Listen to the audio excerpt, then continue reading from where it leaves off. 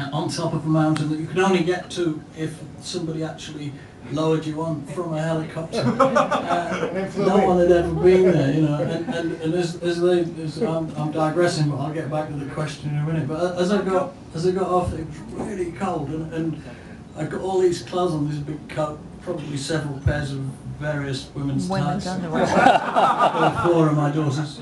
I thought you only had one daughter. And he was throttling this helicopter back and back and back just to see if it would go straight down through the ice or if it would stand on the ice. Because no one had ever been there, and none of us knew.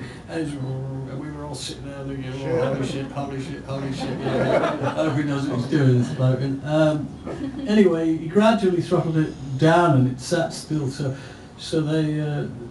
I climbed out and onto the skid of this helicopter, and then I gingerly put out this, foot onto, feeling around to see if you can walk on this ice.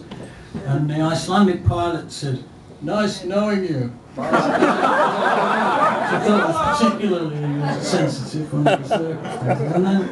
And then the helicopter went away to do this long shot at the beginning of the video.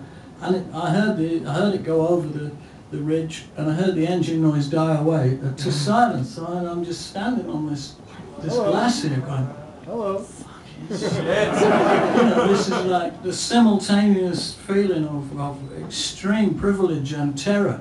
You know, you think, well, if it doesn't come back, I'm toast, because you can't walk home, and I wouldn't even know which direction to walk in. And there were ravines and everything. It was on top of this huge mountain.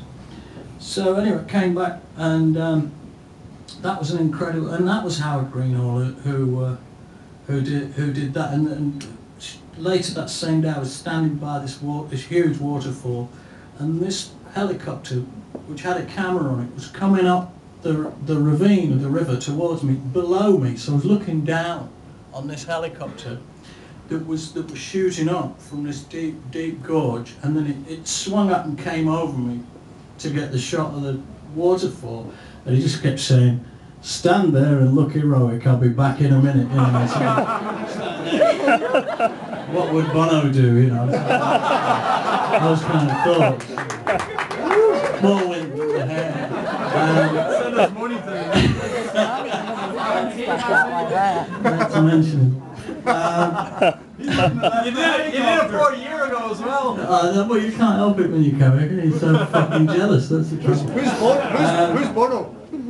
Yeah, well, you're the only one who doesn't know. You're the only one who hasn't met him. Everyone I meet in Dublin goes, "Oh, sure, I know him." He used to come round for tea. Everybody seems to have had him on their sofa, you know, not biblically, obviously. But I haven't spoken to the girls much.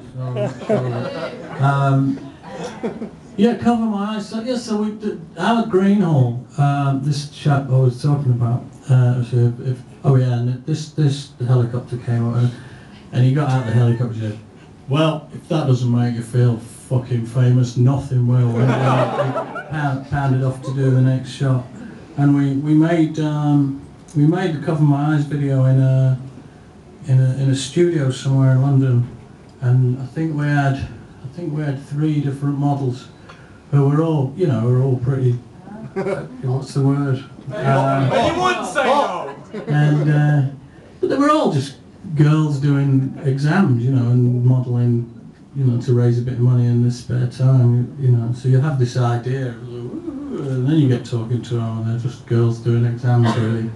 But I probably was flushing around making the tea a bit more than I normally would. The girl who licks the lollipop, she had a sister who wait. You